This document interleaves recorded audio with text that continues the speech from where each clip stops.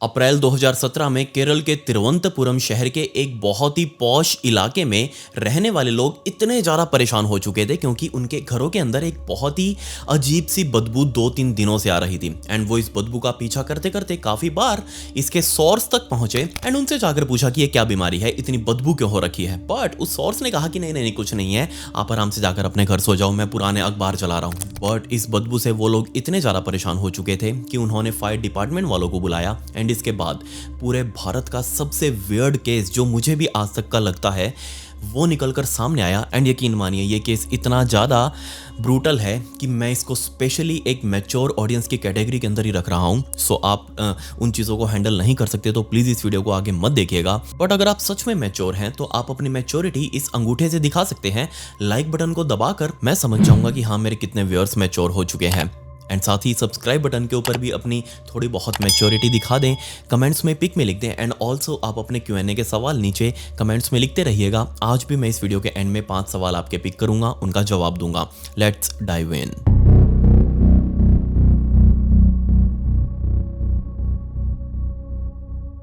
इस केस को समझने के लिए हमें भारत के ही केरल राज्य की राजधानी तिरुवनंतपुरम शहर के 117 बेंस कंपाउंड में जाना पड़ेगा। और टाइम था अप्रैल 2017 का। और इस 117 घर के अंदर 4 लोगों का परिवार जिसमें डॉक्टर जीन पद्मा, प्रोफेसर राजा तंकम और इन दोनों के 2 बच्चे कडेल और कैरोलीन, ये 4 लोग इस बड़े सारे विला जैसे घर के अंदर अपनी जिंदगी बिता रहे थे। अब ऑब्वियसली ये जो इलाका था ये बहुत ही पॉश इलाका पूरे तिरुवनंतपुरम शहर का। मोस्टली इस इलाके के अंदर वीवीआईपीज लोग या फिर रिटायर्ड प्रोफेसर, रिटायर्ड साइंटिस्ट वगैरह लोग इस पूरे इलाके के अंदर रहा करते थे। पूरे शहर का सबसे सेफ और सबसे महंगा इलाका आज भी इसको माना जाता है। और ये परिवार भी कोई आम परिवार नहीं, ये भी बहुत ही वेल सेटल्ड परिवार, एक प्रोफेसर और बहुत ही अच्छा सा रईसी वाला इनका जीवन चल रहा था। बहुत ही वेल सेटल्ड फैमिली। एंड इस फैमिली ने खुद की देखरेख के लिए और घर की देखभाल के लिए रंजीतम को एज ए केयर टेकर अपने घर के नीचे वाले फ्लोर के ऊपर रखा हुआ था। बट रंजीतम जब स्टार्टिंग में इस घर के अंदर काम करने के लिए आई थी तो उसको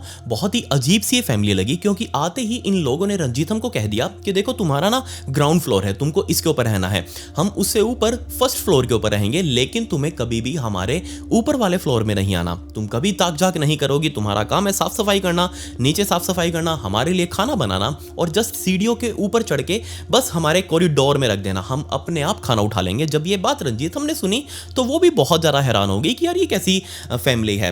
आमतौर पर हर फैमिली चाहती है कि उनकी केयर टेकर आराम से उनको खाना वाना अंदर बैठाकर खिलाकर जाए, उनकी सेवा पानी करे, जिसके बदले वो उनको पैसे भी देंगे। बट यहाँ रंजीतम का काम सिर्फ यही था कि नीचे की साफ सफाई करना और अगर कोई रिलेटिव भी आ जाए तो भी उसको ऊपर ना आने देना, ऊपर वाले फ्लोर पर आना इन 4 लोगों के अलावा किसी को भी अलाउड नहीं था। रंजीतम को भी ये चीज बहुत ज्यादा अजीब लगी कि यार ये क्या बीमारी है, ऐसे थोड़ी ना होता है। बट रंजीतम को एट द एंड उसकी सैलरी मिल रही थी, उसको काम करना था जिसके लिए वो यहाँ पर आई थी। उसने जैसे परिवार वालों ने कहा वैसा ही करना शुरू किया। वो डेली खाना बनाती 3 टाइम दिन में और ऊपर जाकर कॉरिडोर में सारा खाना रख आती और कुछ देर बाद कॉरिडोर से ही आवाज आती कि सभी ने अपनी अपनी थाली खाकर बाहर रख दी है और रंजीतम दोबारा जाकर ऊपर से सारी थाली कलेक्ट करके नीचे ले आती। अब रंजीतम को यहाँ रहते हुए काफी साल बीत चुके थे, उसने आज तक ऊपर वाला फ्लोर कभी नहीं देखा अंदर से। एंड दूसरा उसने नोटिस किया कि ये घर हमेशा डार्क रहता है, इसके अंदर से कोई भी कुछ खास आवाज नहीं आती। जो 4 लोग ऊपर रहते हैं ये कभी आपस में बातें करते भी हैं या नहीं ये भी नहीं पता। इनफैक्ट ऊपर की जितनी भी खिड़कियां हैं ये खिड़कियां उसने कभी अपनी नौकरी में खुली हुई नहीं देखी, ये हमेशा बंद रहती। ऐसा कैसे पॉसिबल था? बट रंजीतम कर भी क्या सकती थी, वो तो यहाँ एक नौकर है, उसका कोई हक नहीं था मालिकों से सवाल जवाब करने का। उसने अपनी नौकरी कंटिन्यू रखी और अब दिन आ चुका था 5 अप्रैल 2017 का, जब अपनी डेली रूटीन की तरह दोपहर के टाइम पर रंजीतम अपना खाना लेकर ऊपर फ्लोर के ऊपर रखने के लिए गई और थोड़ी देर बाद वापस उसको खाली बर्तन जाकर उठाकर लेकर आने थे। और जैसे ही वो थोड़ी देर बाद ऊपर गई बर्तन उठाने के लिए तब उसने नोटिस किया कि खाना लगभग वैसा का वैसा बचा हुआ है। बट उसने किसी से सवाल जवाब नहीं किया क्योंकि वहां कोई था ही नहीं जिससे वो पूछे, सिर्फ बाहर थालियां रखी थी जिसके अंदर से थोड़ा थोड़ा खाया हुआ था। वो सारी बची कुची थालियां उठाकर नीचे ले आई, सारी साफ भी कर दी एंड बात यहीं खत्म हुई। लेकिन अभी 1 दिन बीता, 2 दिन बीते एंड इनफैक्ट 48 घंटे से भी ज्यादा का टाइम हो चुका था। अभी तक उसने ऊपर किसी को देखा नहीं जिसने ठीक से खाना खाया हो। अब ऑब्वियसली वो इतनी इतनी खाना बनाकर ऊपर लेकर जा रही है, लेकिन तीनों टाइम ऐसी की ऐसी थालियां भरी की भरी वापस नीचे आ रही हैं। ऊपर वाले लोग खाना क्यों नहीं खा रहे? इनफैक्ट उसने नोटिस किया कि इस घर का एकमात्र लड़का कडेल सिर्फ वही है जो बाहर थालियां उठाने के लिए आता है, जबकि आमतौर पर उसने कई बार देखा था कि डॉक्टर जीन और राजा तंगम और उनकी बेटी कैरोलिन और साथ में कडेल, ये चारों लोग एक साथ कई बार खाना उठाने के लिए आते थे। लेकिन अब पिछले कुछ टाइम से ये कडेल ही है जो सिर्फ खाना उठाने के लिए आ रहा है। उसने अपने बाकी 3 मालिकों को देखा ही नहीं 2-3 दिनों से। रंजीतम को बड़ा अजीब सा फील हो रहा था, क्योंकि जाने से पहले घर के मालिकों ने एक बार भी उसे नहीं बताया कि आज का खाना बनाना है या नहीं बनाना, हम कहीं बाहर जा रहे हैं, घूमने जा रहे हैं, कुछ भी अपडेट नहीं किया। बट 29 साल का लड़का कडेल उनका, वो बराबर खाना खा रहा था। वो अपने बाहर कमरे से भी आ रहा था उसे खाना कलेक्ट करने के लिए। 5 तारीख के दिन लास्ट टाइम इस रंजीतम ने सारे घर वालों को देखा था एंड 7 तारीख आ चुकी थी अब। एंड 7 तारीख की शाम को जब वो खाना रखने के लिए ऊपर गई, तब कडेल बाहर अपने कमरे से आया खाना लेने के लिए। तब रंजीतम ने उसे हिम्मत करके पूछ लिया कि कडेल, तुम्हारे मम्मी पापा नहीं दिख रहे, तुम्हारी बहन भी नहीं दिख रही। तो यहाँ कडेल ने कहा कि वो तो यहाँ घूमने गए हैं, कन्याकुमारी गए हैं घूमने के लिए, आ जाएंगे कुछ दिनों में, कोई दिक्कत वाली बात नहीं है। जब ये बात रंजीतम ने सुनी तो उसके लिए बहुत ज़्यादा कन्विंसिबल थी कि हाँ ठीक है भाई, घर के मालिक हैं, उसको बताना जरूरी नहीं समझा उन्होंने, कोई बात नहीं, घूमने गए होंगे, ठीक है। रंजीतम ये बात सुनकर वापस अपने नीचे आ चुकी थी। एंड अगले दिन सुबह जब वो नाश्ता बना रही थी, तब उसने देखा कि कडेल अपने कमरे से बाहर निकलकर नीचे वाले फ्लोर से होते हुए घर से बाहर गया है एंड सीधा वो पास ही में रहने वाले अपने अंकल, अपने चाचा सुंदरम के पास गया। एंड यहाँ उस सुंदरम के पास जाकर उसने 10,000 रुपए दिए सुंदरम को बिना किसी बात के। जब सुंदरम ने पूछा कि तुम मुझे ये पैसे क्यों दे रहे हो, तब कडेल ने कहा कि ऐसे दे रहा हूँ, अभी आप रख लो, आप इसको यूज कर लो, जब मुझे जरूरत होगी तो मैं तुमसे ले लूंगा। ये बात सुनकर सुंदरम ने भी वो पैसे अपने पास रख लिए। एंड सुंदरम उस टाइम पर इनके घर के पास ही रहता, पड़ोसी में इनका वो चाचा।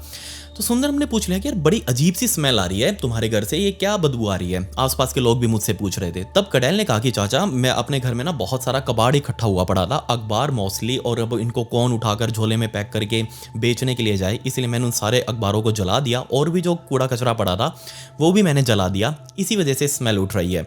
तब सुंदरम ने कहा कि ये स्मेल थोड़ी सी पेट्रोल जैसी है, जैसे ऐसा लग रहा है जैसे पेट्रोल जल रहा हो। तब उसने कहा कि हाँ जी, मैंने उस आग को जलाने के लिए पेट्रोल का ही सहारा लिया था, क्योंकि वो बार बार बुझ रही थी।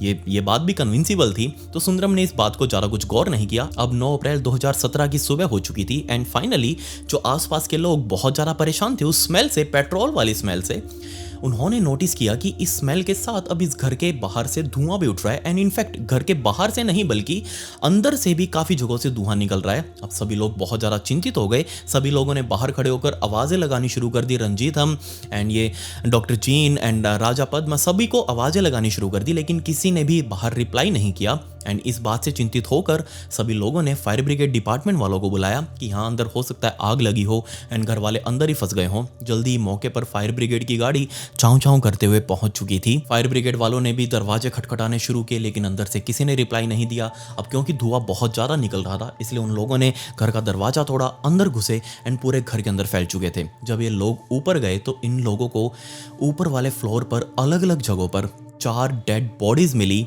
3 डेड बॉडीज लिटरली जलाई जा चुकी थी एंड एक जिसको काट कर छोटे छोटे पीसीज में ब्लैंकेट के अंदर रैप किया गया था। ये जो बॉडी ब्लैंकेट के अंदर लिपटी हुई थी, इसके अंदर तो इनफैक्ट बहुत सारे कीड़े भी चल रहे थे, बहुत गंदी स्मेल इसके अंदर से आ रही थी। एंड जब ये खोल कर इन लोगों ने देखा, फायर ब्रिगेड वालों ने, तो ये लोग समझ चुके थे कि ये डेड बॉडी यहाँ काफी दिनों से है। एटलीस्ट इस बॉडी को यहाँ पड़े हुए 4 दिनों से ज्यादा का टाइम हो चुका है।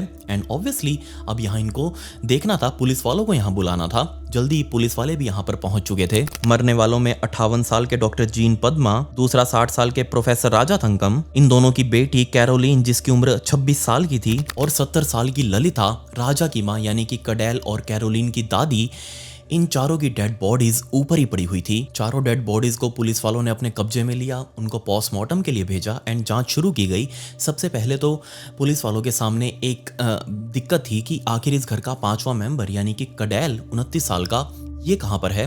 सभी लोगों से आसपास पूछा गया तो सभी ने कहा कि नहीं, हमें तो नहीं पता। एंड ये कडेल तो हमें बता रहा था कि उसके माता पिता तो कन्याकुमारी घूमने के लिए गए हुए हैं, बट ये तो अंदर ही अपना कन्याकुमारी मना रहे थे। एंड दूसरा, पुलिस वाले इस बात से बहुत ज़्यादा हैरान थे क्योंकि जिस जगह पर यह कांड हुआ था ये पूरे केरला स्टेट की सबसे सिक्योर्ड जगह है, पूरे तिरुवनंतपुरम शहर की सबसे पॉश इलाका। यहाँ रहते हैं सिर्फ बड़े बड़े अमीर लोग जिनका बहुत मोटा बिजनेस है, या फिर बड़े बड़े पॉलिटिशियंस, सरकारी लोग, इनफैक्ट इनके घर से, जिस घर के अंदर ये कांड हुआ था, यहाँ से चीफ मिनिस्टर का घर भी कुछ ज़्यादा दूर नहीं, वो भी बहुत पास। ये इनके पड़ोसी ही थे चीफ मिनिस्टर के। अब ऐसे इलाके के अंदर ऐसा कांड होना ऑब्वियसली आसपास के लोगों के साथ साथ पुलिस वालों के लिए भी बहुत ज़्यादा हैरानी वाली बात थी। पुलिस ने जब इस घर के अंदर छानबीन करी तो उनको यहाँ से काफ़ी कुछ मिला। सबसे पहले तो एक बड़ा सारा पेट्रोल का कैन, दूसरा एक आरी, तीसरा एक हथौड़ी और साथ में एक पुतला मिला जो आधा जला हुआ था। इस पुतले को प्लास्टिक और लोहे के सरिये और उसके ऊपर कपड़े वगैरह लपेट कर बनाया गया था।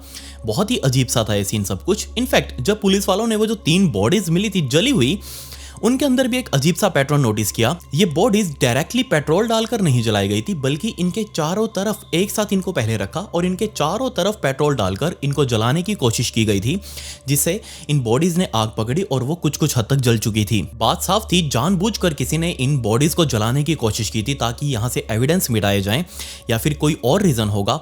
सो पुलिस वालों ने सबसे पहला शक ऑब्वियसली इस घर के एकमात्र लड़के 29 साल के कडेल के ऊपर किया। उसके लिए एक बहुत बड़ा सर्च ऑपरेशन चलाया गया कि वो आखिर हो कहां सकता है। एंड बहुत जल्दी पुलिस वालों ने उसकी खबर न्यूज़ मीडिया में फैला दी कि ये इस बाबूजी को ढूंढो, यहां से कैसे भी करके इसका पता लगाओ। एंड ये कडेल ट्रेन पकड़कर उसी दिन, जिस दिन इसने कांड किया था 9 तारीख के दिन ही, ये सीधा चेन्नई पहुंच चुका था। एंड जब इसने न्यूज़पेपर के अंदर अपनी फोटोज, अपनी वीडियोस देखी, ये इतना ज्यादा डर गया, या फिर ये समझ चुका था कि ये कभी भी पकड़ा जा सकता है, इसलिए इसने तुरंत वापस ट्रेन पकड़ी और ट्रेन पकड़कर तिरुवनंतपुरम पहुंच चुका था। जैसे ये ट्रेन से उतरा, पुलिस वाले इसको पहचान चुके थे और इसको गिरफ्तार करके अपने साथ ले गए। पुलिस वालों ने सबसे पहले इसका मेडिकल करवाया और इस मेडिकल के अंदर ही बहुत ज्यादा हैरानी वाली चीज सामने आई। असल में ये कडेल खुद भी 31, इसके शरीर पर 31 अलग अलग जगहों पर जलने के निशान थे। एंड जब पुलिस वालों ने इसका मेडिकल करवाकर अपने साथ लेकर गए, तब इसे पूछताछ की गई एंड इसने इमीडिएटली, बहुत ही इमीडिएटली इसने एक्सेप्ट कर लिया कि हाँ, इसने 4 मर्डर्स किए हैं। बट जब पुलिस वालों ने पूछा कि तूने सारा कांड क्यों किया, ये तो बता, बीमारी क्या थी, तब इसने अपनी स्टेटमेंट काफी बार बदली। लेकिन इसने पहली स्टेटमेंट के अंदर जो बताया, मेरे ख्याल से वही सब कुछ सच है। असल में इसने कहा कि मैंने ये सारा कांड किया, मैंने 4 मर्डर्स किए क्योंकि मैं एक एक्सपेरिमेंट करना चाह रहा था, जिसको आज हम एस्ट्रल प्रोजेक्शन के नाम से जानते हैं। और ये कडेल पिछले 15 सालों से एस्ट्रल प्रोजेक्शन के ऊपर काम कर रहा था, इसको सीख रहा था। अब आप कहेंगे कि एस्ट्रल प्रोजेक्शन क्या बीमारी है, तो असल में ये एक थ्योरी सी है बस, और कुछ नहीं। आप इसके बारे में ज़्यादा कुछ सर्च भी मत करिएगा, ये बहुत ज़्यादा डिप्रेसिंग है। मैं आपको शॉर्ट वर्ड्स में बता देता हूँ कि असल में इस एस्ट्रल प्रोजेक्शन को मानने वाले लोग ये मानते हैं कि एक इंसान की बॉडी और आत्माएं 2 अलग अलग चीजें हैं। अगर बॉडी को हम साइड में कर दें तो उसके अंदर से आत्मा निकलती हुई दिखाई देती है और वो आत्मा पूरी दुनिया में इंडिपेंडेंटली रह सकती है। और ये कडेल इस सारे काम को होते हुए खुद अपनी आंखों से देखना चाह रहा था। सुनने में बहुत अजीब लग रहा है ना। अब जैसे ये चीजें पुलिस वालों ने सुनी, उनको भी बहुत अजीब लगा कि ये क्या बीमारी बोल रहा है तू, ऐसा थोड़ी ना होता है कुछ। बट इसने पुलिस वालों के सामने इंसिस्ट किया कि हाँ, ऐसा होता है, आप मेरी बात मानने की कोशिश करिएगा। पुलिस वालों ने तुरंत इसकी सारी बातें सुनकर सीधा साइकियाट्रिस्ट को बुलाया कि ये हमें पागल लग रहा है, आप इससे थोड़ा पूछने की कोशिश करेगा कि क्या हो सकता है। और जब डॉक्टर्स ने इस कडेल से पूछताछ करी तो उनके आगे फिर से इसने स्टेटमेंट बदल दी।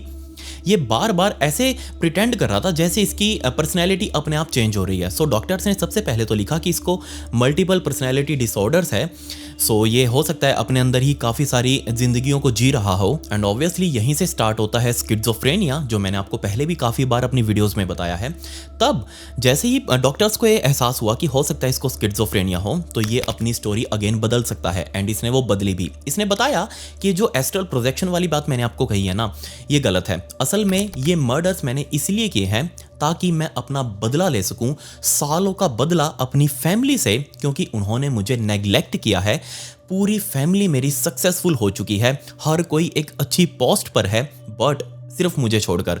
मैं अपने घर का सबसे नाकारा निकम्मा लड़का हूं, मेरे बस की कुछ नहीं है। अब एक्चुअल में यहां क्या हो रहा था, इस चीज को समझने के लिए हमें पहले यह समझना पड़ेगा कि आखिर परिवार क्या था, इस परिवार के मेंबर्स क्या क्या थे। तो क्या आप इस बात के ऊपर बिलीव करेंगे कि डॉक्टर पादमा एंड प्रोफेसर राजा थंकम, ये दोनों, ये जोड़ा, ये कपल पूरे तिरुवनंतपुरम का सबसे अमीर उस टाइम का और सबसे एजुकेटेड, पूरे तिरुवनंतपुरम शहर का ये जोड़ा था। इनफैक्ट डॉक्टर जीन तो फिजिशियन डॉक्टर थे, यहाँ के सरकारी हॉस्पिटल में उन्होंने अपनी सेवाएं दी थी। इनफैक्ट वो पहले अब्रॉड भी अपनी सेवाएं देकर आए थे। एंड दूसरी साइड राजा वो भी प्रोफेसर रहे थे हिस्ट्री के, जिन्होंने तमिलनाडु के एक बहुत ही नामी गिनामी यूनिवर्सिटी के अंदर अपने टाइम में टीचिंग करी थी, लेकिन अब वो रिटायर्ड हो चुके थे। एंड इनफैक्ट आपको ये भी पता होगा कि केरला का हमारे पूरे भारत में सबसे ज़्यादा लिटरेसी रेट है, वहाँ सबसे ज़्यादा एजुकेटेड लोग रहते हैं, सबसे ज़्यादा पढ़े लिखे लोग वहीं मौजूद हैं। लेकिन फिर भी पता नहीं क्यों पढ़ाई लिखाई के बीच में वो अपने बच्चों के अंदर संस्कार डालने कैसे भूल जाते हैं। खैर दूसरी साइड कैडेल की छोटी बहन कैरोलिन 26 साल की, उसने अपनी इस 26 साल की उम्र में मेडिकल की डिग्री हासिल कर ली थी। अपनी माँ के फुटस्टेप्स पर चलते हुए वो चाइना की एक नामी गिनामी यूनिवर्सिटी से मेडिकल डिग्री हासिल करके यहाँ पहुंची थी। इनफैक्ट ये कपल अपने दोनों बच्चों को डॉक्टर ही बनाना चाह रहा था। अब जहाँ कैरोलिन तो डॉक्टरेट की डिग्री हासिल करके अपनी पढ़ाई लिखाई कंप्लीट करके अब अपनी प्रैक्टिस शुरू करने वाली थी, दूसरी साइड ये कैडेल, इसने जब अपना हाई स्कूल पूरा किया तो उसके बाद इसने अपने माता पिता के सामने इच्छा रखी थी कि वो भी हिस्ट्री के अंदर अपना करियर बनाना चाह रहा है, हिस्ट्री का लेक्चरर वो बनना चाहता है। बट माता पिता ने कहा कि नहीं, हम तुम्हारा एडमिशन ऑस्ट्रेलिया में करवा रहे हैं, वहां जाकर अपनी मेडिकल डिग्री को पूरा करो। एंड इनफैक्ट इसको उठाकर मेडिकल डिग्री करने के लिए ऑस्ट्रेलिया भेज भी दिया, लेकिन ये वहां से भी अपना झोला उठाकर वापिस आ गया 1 साल के अंदर ही। एंड इनफैक्ट यहाँ आकर उसने कहा कि मुझे तो आर्टिफिशियल इंटेलिजेंस पढ़ना है, उसके अंदर अपना करियर बनाना है। माता पिता ने कहा कि ठीक है, नई चीज है, कर ले इसको भी ट्राई। इसने उसके अंदर भी अपना 1 ही साल में झोला उठा लिया, वो भी छोड़ दिया। 2010 के अंदर ये सारा तामझाम छोड़कर अपना वापस आया था। एंड अब क्योंकि पूरे शहर के अंदर ये कपल सबसे ज़्यादा पढ़ा लिखा था, तो सभी लोगों को, आसपास के लोगों को, जितने भी बड़े बड़े लोग आसपास रहा करते थे, इन सभी को ये उम्मीद थी कि इनके बच्चे भी बहुत ज़्यादा पढ़े लिखे होंगे। अब इसीलिए माता पिता ने अपने कैरोलिन के बारे में तो सब कुछ सच बताया कि हमारी बेटी देखो चाइना के अंदर मेडिकल डिग्री कर रही है, हमारा लड़का ऑस्ट्रेलिया के अंदर आर्टिफिशियल इंटेलिजेंस पढ़ रहा है। एंड जब ये झोला उठाकर वापस आया तो दोनों माता पिता ने आस पड़ोसियों में यही कहा कि इसने अपनी आर्टिफिशियल इंटेलिजेंस की डिग्री पूरी कर ली है एंड अब ये एक वीडियो प्रोग्रामर बन चुका है। आर्टिफिशियल इंटेलिजेंस का इस्तेमाल करके ये वीडियो गेम्स वगैरह बनाएगा, और ऐसा सिर्फ इसलिए बताया ताकि बस फैमिली की इज्जत बनी रहे। एंड अपनी इसी सच्चाई को बरकरार रखने के लिए पूरा परिवार अपने आप को कमरे के अंदर बंद करके रखने लगा। इनफैक्ट कैडेल खुद भी बाहर नहीं निकलना चाह रहा था, क्योंकि उसको पता था कि अगर वो घर से बाहर निकलता तो सभी लोग उससे पूछते कि हाँ भाई, तेरी वीडियो गेम्स का क्या रहा, तूने बनाई या नहीं बनाई। इसलिए माता पिता भी अब घर पर ही रहते ताकि उनसे कोई बाहर सवाल ना पूछे। कैरोलिन अपना चाइना के अंदर अपनी आगे की प्रैक्टिस करना चाह रही थी। एंड इनफैक्ट अब वो अप्रैल 2017 में अपनी छुट्टियां मनाने के लिए यहां पर आई हुई थी। दूसरी साइड ये पिछले 6 से 7 सालों से पूरे तरीके से अपने आप को कमरे के अंदर बंद करके बैठा हुआ था कैडेल। इसकी कोई दोस्त नहीं, इसकी कोई सोशल लाइफ नहीं, इसने कोई भी ज़्यादा अपने ऑनलाइन फ्रेंड्स भी नहीं बना रखे, किसी से बात नहीं करता। ये सिर्फ अपने कमरे से बाहर निकलता खाना लेने के लिए एंड अपना खाना लेकर वापस अपने कमरे में। धीरे धीरे ये टाइम बीतता रहा। माता पिता ने भी इस चीज़ को एक्सेप्ट कर लिया कि यही कमरे हमारी अब जिंदगी है, इसके अलावा हम कुछ नहीं कर सकते। कैडेल को भी बाहर नहीं लेकर आना, वरना हमारी बेइज्जती हो जाएगी। दूसरी साइड जो भी रिश्तेदार आते उनसे मिलने के लिए ये माता पिता सिर्फ नीचे उतर आते, ये लोग कभी भी ऊपर लेकर नहीं जाते किसी को। एंड इनफैक्ट जो घर के केयर टेकर्स थे, उन्होंने अपनी पूरे करियर के अंदर जितने भी टाइम यहाँ पर काम किया, वो कभी भी लोग ऊपर जाकर किसी कमरे के अंदर नहीं जागा, क्योंकि ये लोग आने ही नहीं देते थे। पूरा घर सारा दिन बस साइलेंट पड़ा रहता। ऐसा कैसे पॉसिबल था? ऐसे घर के अंदर कोई रह भी कैसे सकता है? नीचे नौकर रह रहे हैं, ऊपर मालिक रह रहे हैं, लेकिन कोई किसी से बात नहीं करता। मेरा तो 1 सेकंड भी ऐसे घर के अंदर मन ना लगे। दूसरी साइड ये लोग सिर्फ खाना लेने के लिए बाहर निकलते, कभी अपने खिड़की दरवाजे नहीं खोलकर देखते, कभी किसी से बाहर से नहीं मिलते, कोई आपस में लड़ाई झगड़ा नहीं, कोई टॉकेटिव नेचर नहीं। एंड इनफैक्ट कैडेल जिस टाइम पर अपने 6 से 7 साल अपने कमरे के अंदर बंद था, उस टाइम पर इसने वीडियो गेम्स बनाई, लेकिन ऐसी वीडियो गेम्स नहीं बनाई जिसको देखकर इसके माता पिता इसके ऊपर थोड़ा गर्व कर सकें या फिर हम उसको खेल सकें। इसने वीडियो गेम्स बनाई जो इसको पसंद थी और वो रिलेटेड थी सब खून से। अब आपको लग रहा होगा कि ये कैडेल तो बहुत ज़्यादा टैलेंटेड था, इसको कोडिंग आती होगी, इसको वीडियो गेम्स बनाने आती हैं, तो ये कुछ भी बना सकता था, अच्छा पैसा कमा सकता था। लेकिन नहीं, आप गलत हैं। इसको बहुत बेसिक सी नॉलेज थी। अब जो मैं बोल रहा हूँ वो टेक्निकल लोगों को थोड़ा सा अच्छे से समझ में आएगा। ओपन सोर्स कोड पड़े रहते हैं जैसे कि गिटहब के ऊपर, शायद हो सकता है आपको ना समझ में आए, लेकिन मैंने बहुत यूज़ किया है ये चीज़ें। गिटहब के ऊपर ऐसे आपको बहुत सारे ओपन सोर्स कोड मिल जाएंगे जिनको उठा कर आप उनके अंदर थोड़ा बहुत फेरबदल करके या फिर उन्हीं को डायरेक्ट रन करके आप कुछ भी बढ़िया बढ़िया चीज़ें बना सकते हैं। एंड ऐसा ही कुछ ये भी बना रहा था इसने ओपन सोर्स कोड्स उठाए एंड उनके अंदर थोड़ी बहुत फेरबदल करके बहुत ही वॉयलेंट, बहुत ज़्यादा खून खराबे वाली वीडियो गेम्स बनाई। एंड जब ये अपनी बनाई हुई वीडियो गेम्स को खेल खेल कर बोर हो जाता, उसके बाद शुरू होता था एस्ट्रल प्रोजेक्शन और सैटनिज्म वाला वो कांड, जिसके बारे में सारा दिन ये पढ़ता रहता, उसको प्रैक्टिस करने की कोशिश करता एंड सोचता कि वो कैसे इनको परफॉर्म कर सकता है। अपने कमरे में इतने टाइम तक अकेला रहने की वजह से, ओवर थिंकिंग की वजह से स्पेशली जो मैं कहूँ, इसने अपने माइंड में ये बैठा लिया कि इसके माता पिता सिर्फ इसकी छोटी बहन उसकी ही केयर करते हैं, उसको ही अपना बच्चा मानते हैं, जबकि वो उसके साथ कभी भी बेटी की तरह बर्ताव नहीं करते, उसके साथ बातें नहीं करते, उसको कभी बाहर किसी सोशल इवेंट के अंदर लेकर नहीं जाते, किसी शादी ब्याह में उसको शामिल नहीं करते। इनफैक्ट इन्हीं सब रीजंस की वजह से उसने सोचना शुरू कर दिया कि वो जिंदगी में कभी कुछ नहीं कर पाएगा। और तब टाइम आया जनवरी 2017 का,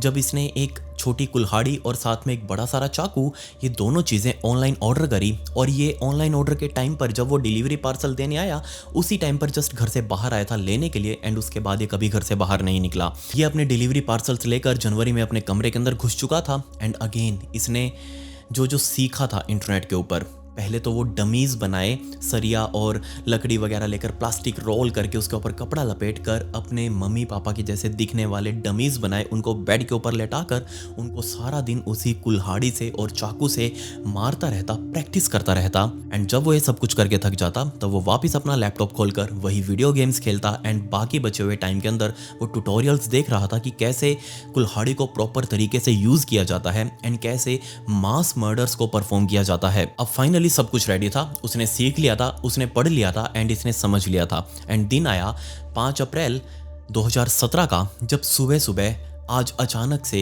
ये अपने कमरे से बाहर निकला, अपनी माँ वाले कमरे में गया, दरवाज़ा खटखटाया। अंदर उसकी माँ ने पूछा कि कडेल तुम यहाँ क्या कर रहे हो? तब कडेल ने कहा कि माँ मैंने एक वीडियो गेम बनाई है और आप क्या उस वीडियो गेम को देखना चाहेंगे?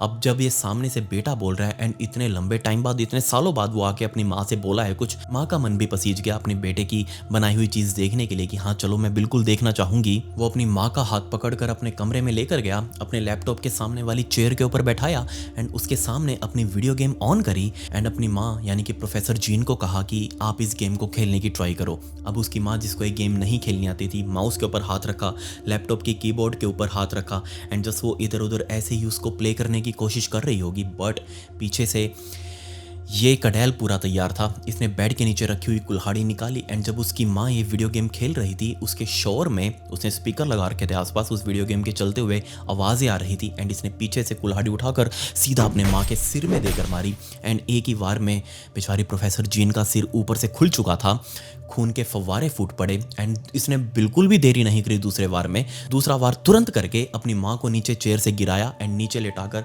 उसके सिर में इतने वार किए कि on the spot professor gene की मौत हो चुकी थी। वो तुरंत अपनी माँ की लाश को खींचकर अपने ही कमरे के वॉशरूम में लेकर गया, वहां उसको काटने लगा एंड दूसरी तरफ बाहर आकर उसने क्लीनिंग सप्लाईज पहले ही मंगवा रखी थी, फिनाइल वगैरह, वो सारा फिनाइल का पोछा अपने कमरे के अंदर अकेले लगाने लगा। इसी दोपहर अब खाना आने वाला था एंड जैसे ही रंजनी थामा ऊपर खाना लेकर आई, सभी लोगों ने खाना उठाया एंड डॉक्टर जीन की थाली बाहर ही पड़ी हुई थी। बट ये कडेल उसकी थाली भी अपने साथ अपने कमरे में ले गया एंड जब सभी लोगों ने खाना रखा तो ये थाली भी उसने बाहर रख दी, थोड़ा सा उसमें से खा के।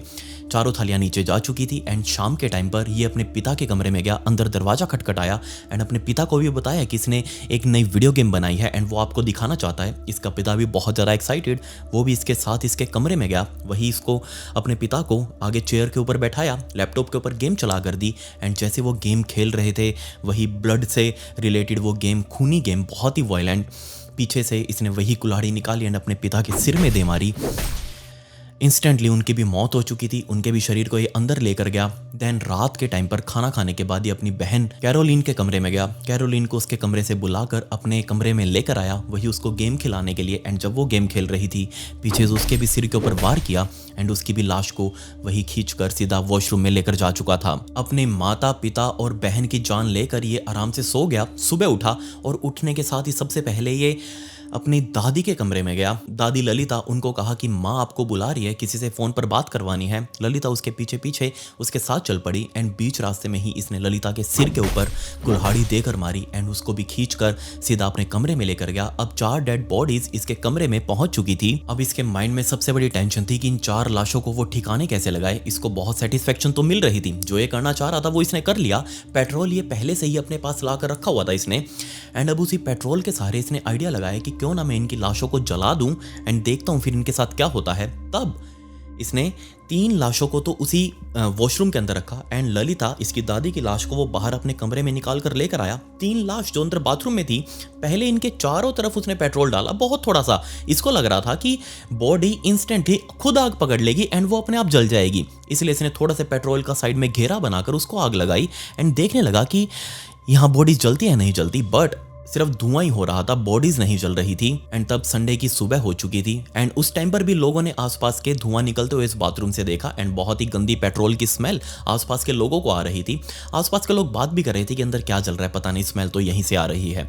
अगली सुबह, संडे की सुबह, इस बाथरूम की खिड़की से बहुत भयंकर धुआं बाहर निकल रहा था, क्योंकि इस बाबूजी ने इसने कमरे के अंदर रखी हुई 3 लाशें अब की बार बाथरूम में नहीं रखी, कमरे के अंदर ले आया और कमरे के अंदर रखी हुई लाशों को एक साथ उनके ऊपर इतना सारा पेट्रोल डाल दिया और एक साथ आग लगा दी। जबकि उसने दादी वाली लाश को एक चद्दर के अंदर लपेट कर उसने साइड में बेड पर रख दिया एंड एक साथ तीनों लाशों को आग लगा दी। अब क्योंकि ये आग कमरे के अंदर लगी थी, कमरे के अंदर और भी सामान पड़ा हुआ था और सामान ने भी आग पकड़ ली। अब कडेल को समझ नहीं आ रहा कि वो करे तो करे क्या।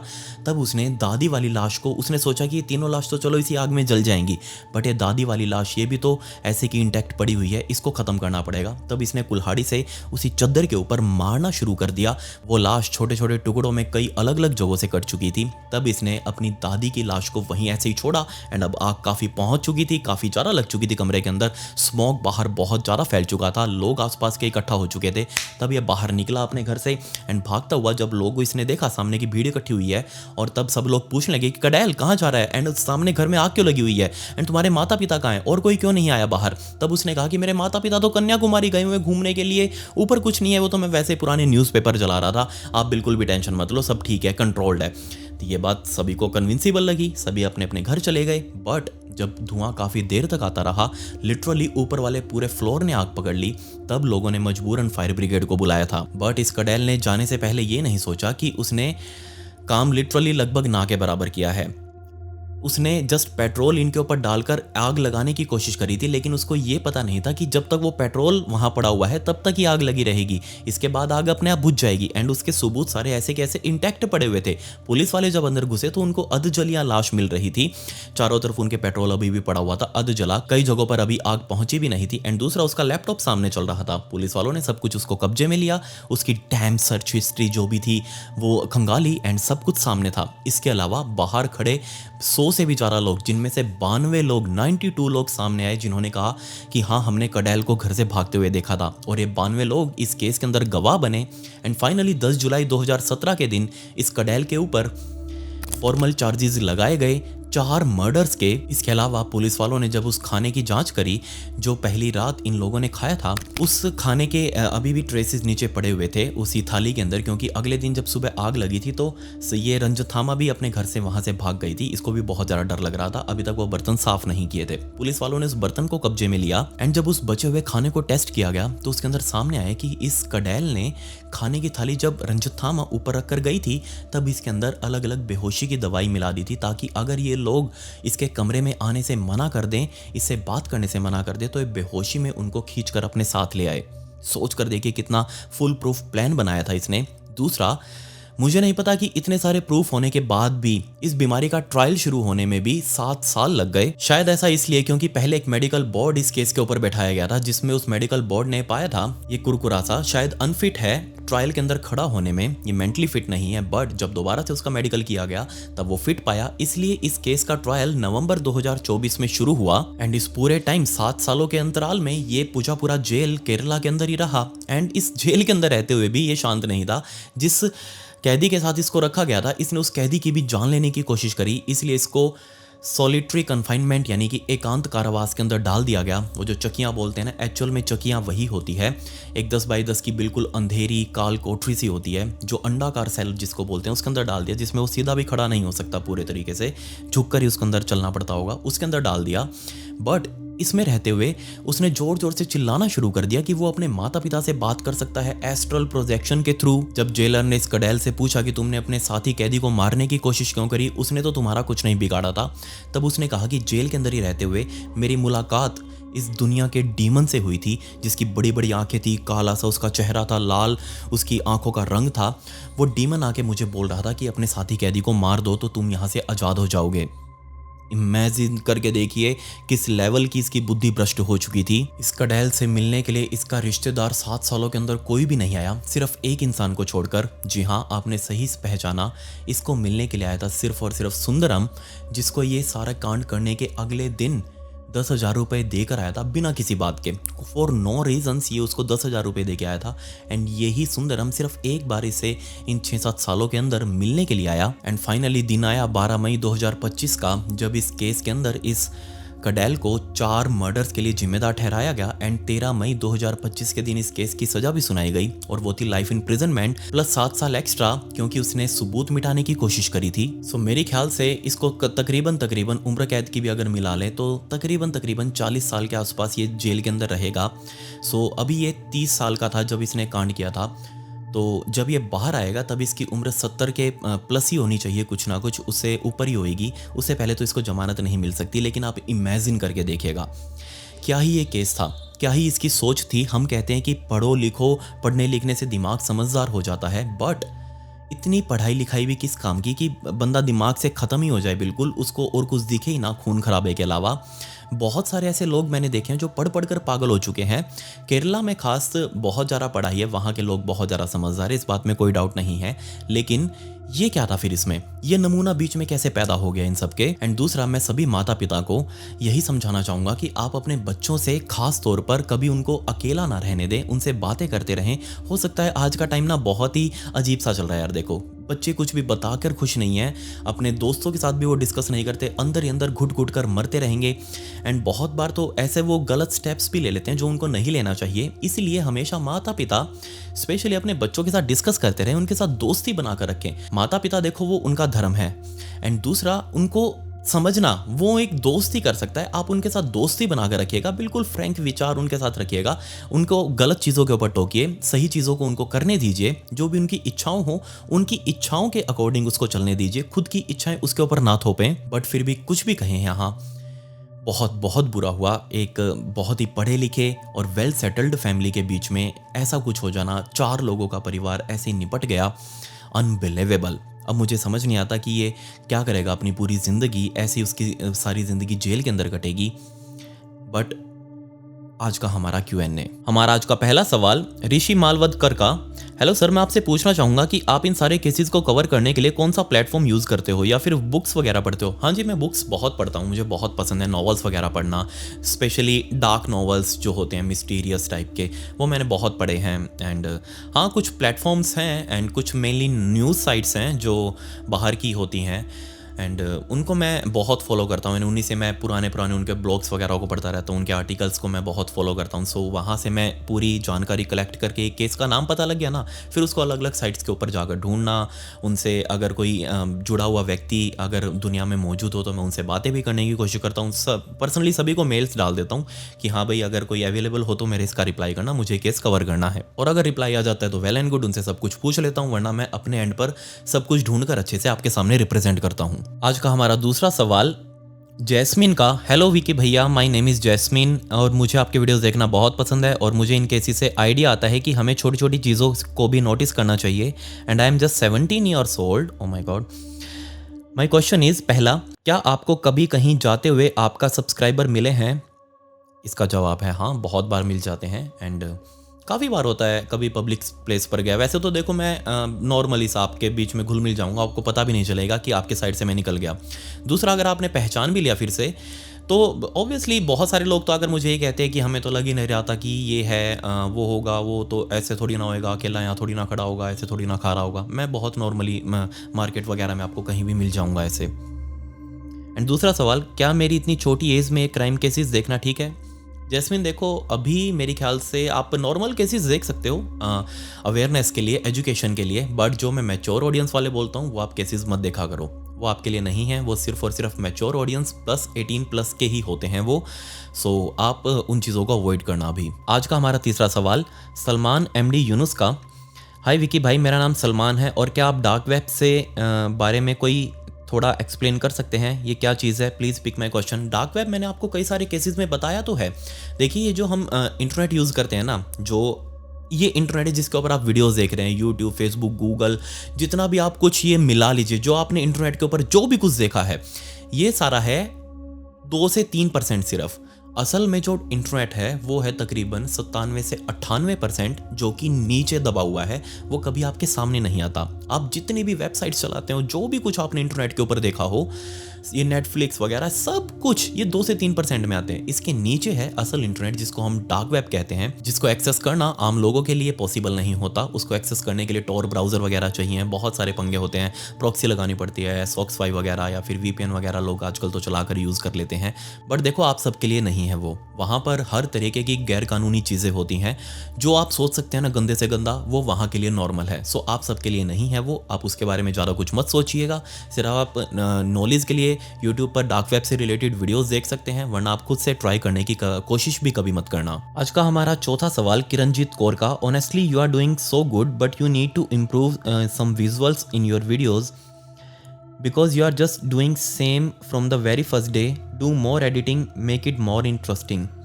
देखिए करणजीत कौर, आपने कहा तो बिल्कुल ठीक है। देखो, बट एक होता है ना कि आपको सब मैं विजुअल्स एनिमेशन बनाकर दिखा दूं कि आप भाई उन चीज़ों को देखकर सब कुछ इमेजिन कर लीजिएगा कि हाँ भाई ये कुछ हो रहा था एक सीन के अंदर। और एक होता है मैं अपनी वॉइस से आप सबको वो चीज़ें इमेजिन करवा दूं। देखो, जहाँ तक मुझे लगता है ना, हर चीज़ को मैं स्टोरी फॉर्मेट में बता सकता हूँ। मैं कोई भी किस्सा आपको नहीं सुना रहा, मैं आपको उस चीज़ को स्टोरी फॉर्मेट में, कोई भी कांड कहीं पर भी हुआ हो पूरी दुनिया में, उस चीज़ को एक स्टोरी फॉर्मेट में सुनाना, वो एक अपने आप में अलग बात है। एंड वही मैं काम मेनली आप सबके आगे करता हूँ। इसके अंदर मैं अगर एडिटिंग वगैरह डालने लग जाऊँ तो देखो बहुत ही अलग सी चीज़ बन जाएगी, वो उसमें मज़ा नहीं आएगा। एक तरफ से मैं समझा रहा हूँ, एक तरफ से आप एनिमेशन भी देख रहे हो, आपका दिमाग दो तरफा हो जाएगा। मैं उसकी सुनूँ या ये एनिमेशन देखूँ, इसलिए जहाँ ज़रूरी फ़ोटोज़ होती हैं वो मैं लगा देता हूँ, बाकी सब कुछ चीज़ें मैं आपको इमेजिन करवाने की कोशिश करता हूँ। करणजीत। आज का हमारा पांचवा सवाल भोजराज सुबेदी का। Why are you uploading your videos in 4 days instead of 3 days? Please pick my question. देखो यार, अभी क्या है, थोड़ी सी तबीयत ख़राब चल रही है मेरी कुछ दिनों से, पिछले 15-20 दिनों से मेरी ना थोड़ा ढीला ढाला ही चल रहा है सिस्टम।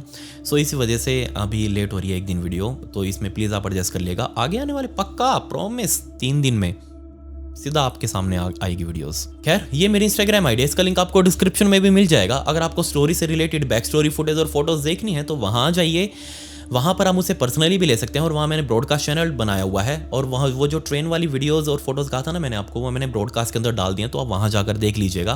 वैसे तो मोस्टली लोगों ने देख ही ली होंगी। सो आज की भी अगर आपको फोटोज़ और वीडियोज़ चाहिए हो तो आप आकर वहाँ मुझसे पर्सनली ले सकते हैं। कुछ एक हैं जो मैं आपको दिखा दूंगा। ये मेरी इंस्टाग्राम आईडी है, वहाँ आप आकर मुझे फॉलो जरूर कर ले। वहाँ पर मैं ऐसी स्टोरीज को रील्स फॉर्मेट में डालता हूँ, तो आपके हाथ से फॉलो बटन जरूर क्लिक हो जाना चाहिए। लिंक नीचे डिस्क्रिप्शन में है। खैर, पिछली वीडियो का शाउट आउट कौशिक को and comment pick me to get a shout out in next video. मिलते हैं अगली वीडियो में। ये वीडियो देखने के लिए धन्यवाद।